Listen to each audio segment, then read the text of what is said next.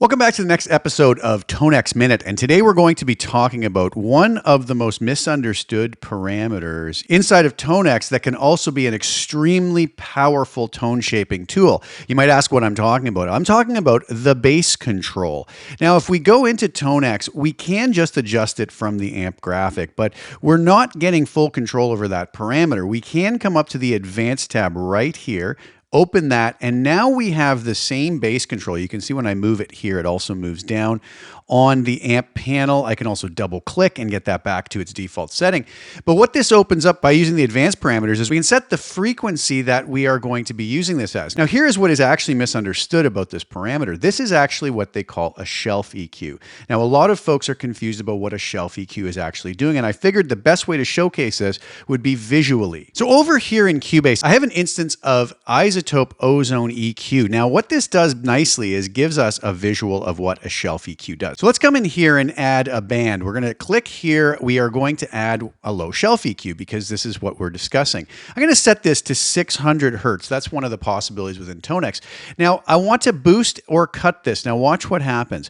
When I boost this, I've boosted this 1.6 dB, it boosts all of the frequencies below this set frequency that I set. So all the frequencies from 600 and under are boosted equally with this little slope here leading into it. So you can see where it gets the name shelf. It actually looks visually like a shelf. If I was to cut, it's going to cut all the frequencies below that as well. And this is a very important visual because it really helps us to see exactly what this EQ is going to be doing. So heading back over here to TONEX, let's examine what it can do. So bass frequency can be set between 600 Hertz and 75 Hertz. One of my favorite settings is to actually go all the way to 600 because when we cut or boost this, it's also going to work on the lower mid frequencies where sometimes some mud or some nice fullness can live. So let's take this particular tone model, which is from my recently released x-stasy 35D Ultimate and DI collection. I love these tones.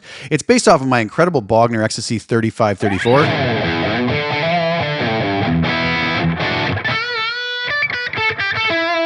Now, I don't necessarily feel those tones need any shaping, but let's just see by going to extremes what this bass control can do for us. So what I'm going to do is start with it at 600. I'm going to cut all the frequencies out. Now let's listen to how powerful that is and what it's done to the tone.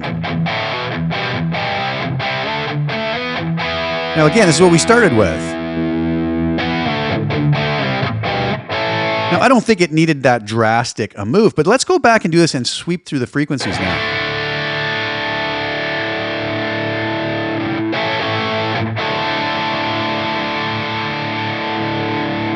You can see we hear it change in real time. What this change that we've made does. Let's go the other extreme and boost. You hear this mud and fullness come in. Obviously, these are not settings I'm suggesting, but let's sweep through the frequencies.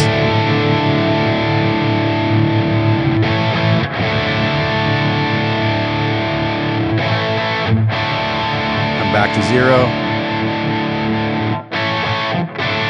So this tone model sounds great just at its default setting, but I just want to give you an idea what we can do here. So one of my favorite settings, if we find that a tone model maybe has too much fullness and a little bit of mud, is to go up to 600 and pull this back maybe between 3.5 or 4.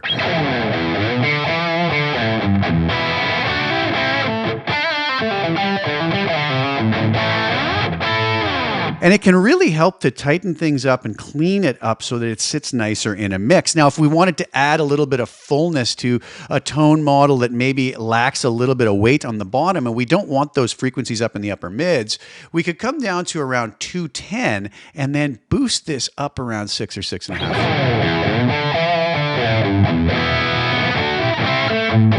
We just get a little more weight in the bottom end.